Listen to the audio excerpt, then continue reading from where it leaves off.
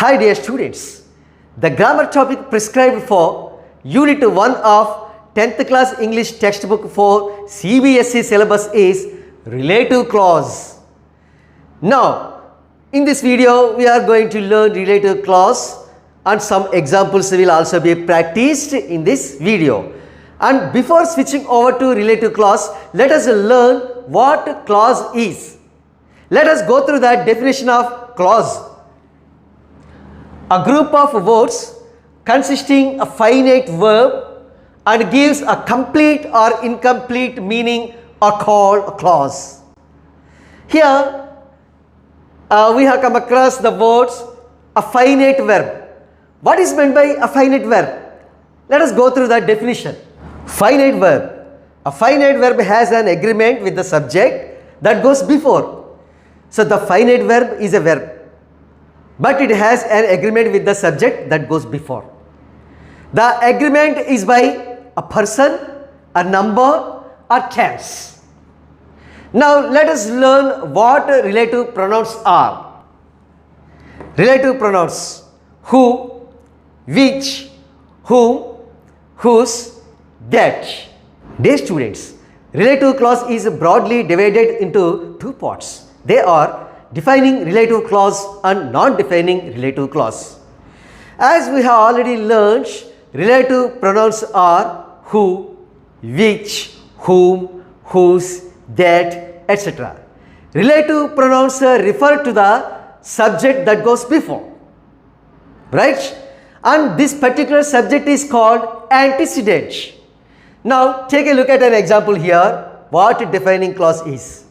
My brother, who is a doctor, left for Chennai.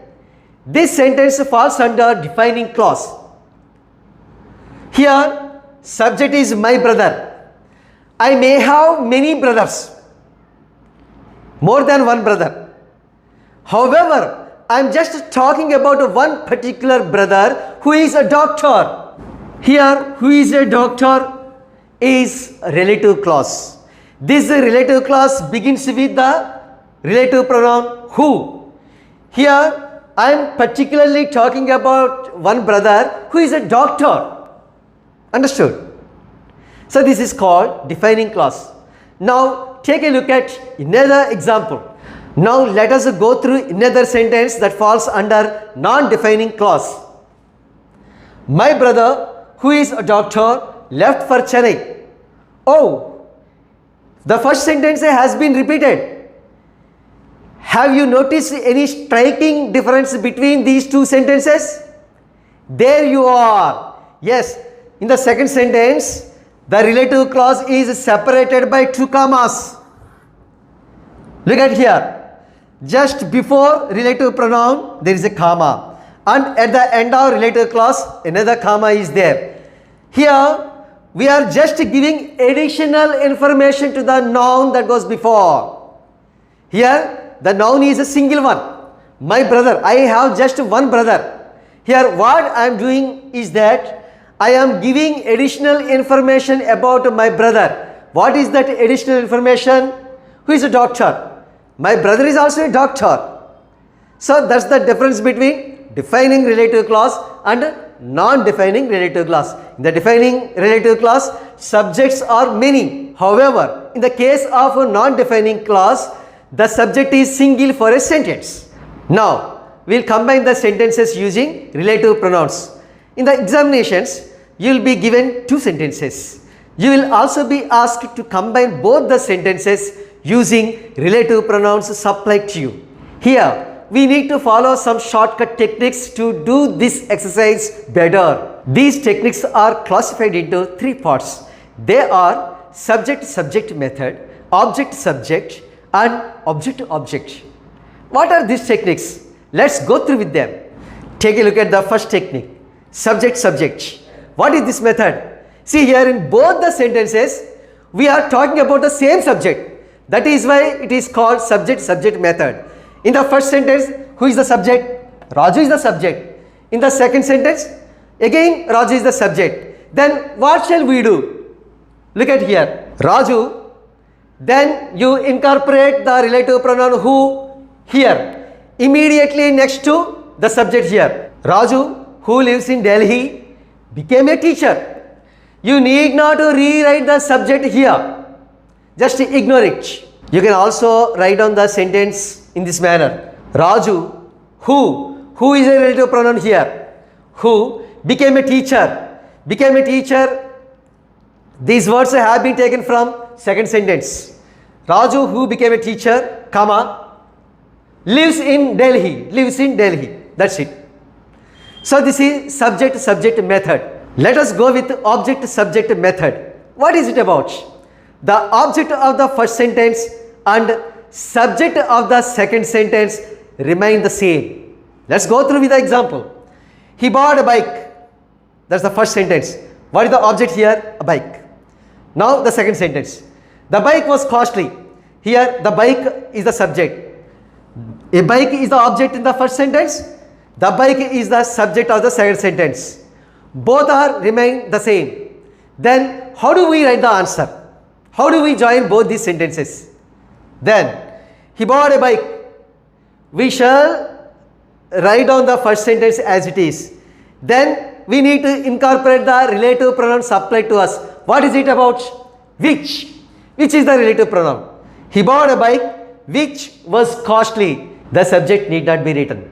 Okay? The answer is he bought a bike which was costly. Now the third rule, object. What is it about? The object of the first sentence and the object of the second sentence speak about the same person or the thing. What is the object of the first sentence here? Raju's mother invented a tool. Raju used the tool. A tool is the object of the first sentence. The tool is the object of the second sentence.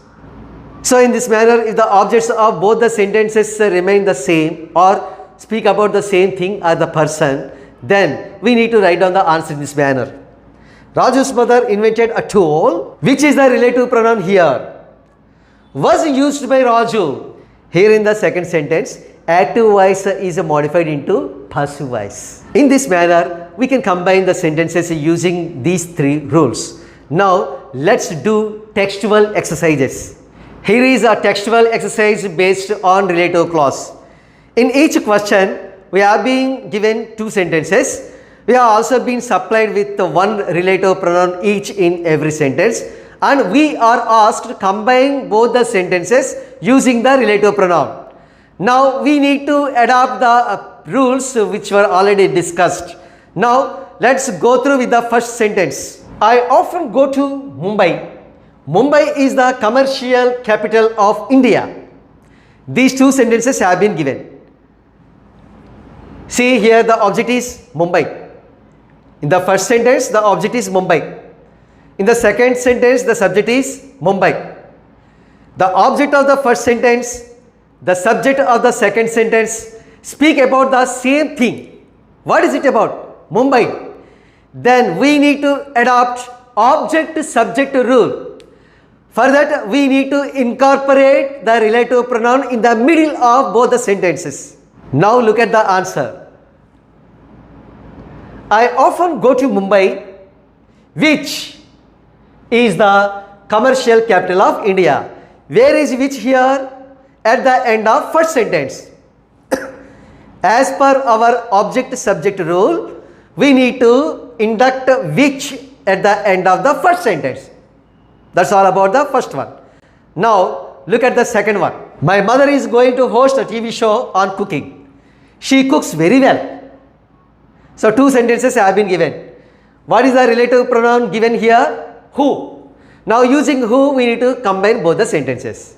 Here, we need to adopt the rule subject-subject. How?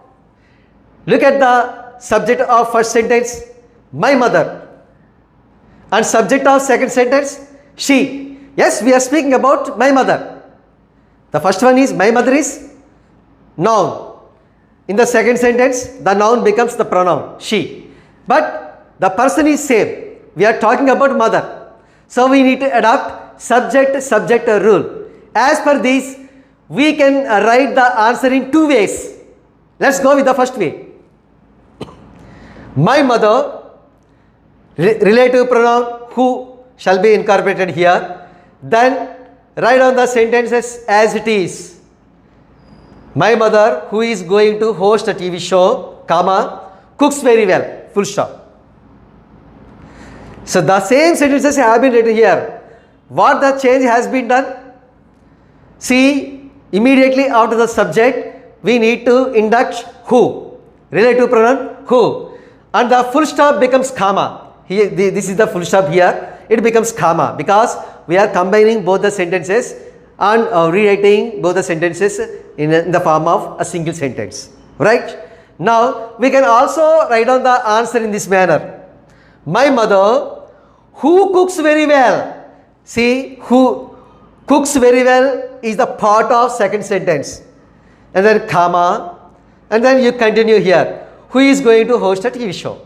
Okay? Who has already written here is going to host a TV show. So, in such a manner, we need to write down the answer for this particular method. Let's move on to the third one.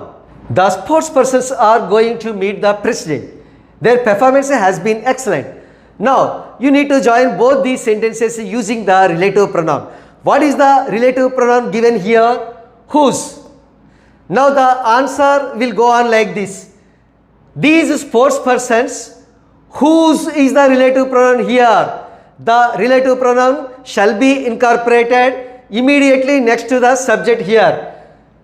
Here, whose refer to the subject that goes before. Here, the subject, these sports persons is antecedent. So, the rest of the sentence remains the same. These sports persons whose performance has been excellent are going to meet the president. Now, fourth one. Let's pray to God. His eyes see into our mind. Once again, let's pray to God. His eyes see into our mind. Now, what is the relative pronoun supplied to us? Whose. See here, object of the first sentence is God. And subject of the second sentence, His. So, the object of the first sentence and the subject of the second sentence correlate. Obviously, we need to incorporate the relative pronoun at the end of the first sentence. Now the answer goes on like this. Lencho prayed to God, whose eyes see into our mind. Now fifth one. This man cheated me. I trusted him. Whom is the relative pronoun supplied to us? Now, how do we combine both these sentences? Here, relative pronoun is whom. It has to be incorporated immediately next to the subject. This man is the subject. And whom is the relative pronoun? Whom relates to the subject here. So, the answer will go on like this. This man whom I trusted cheated me. So, this is all about relative clause. Dear students, you are advised to practice more number of examples based on relative clause. That's the end of the session, and see you with another topic in my next video. Bye.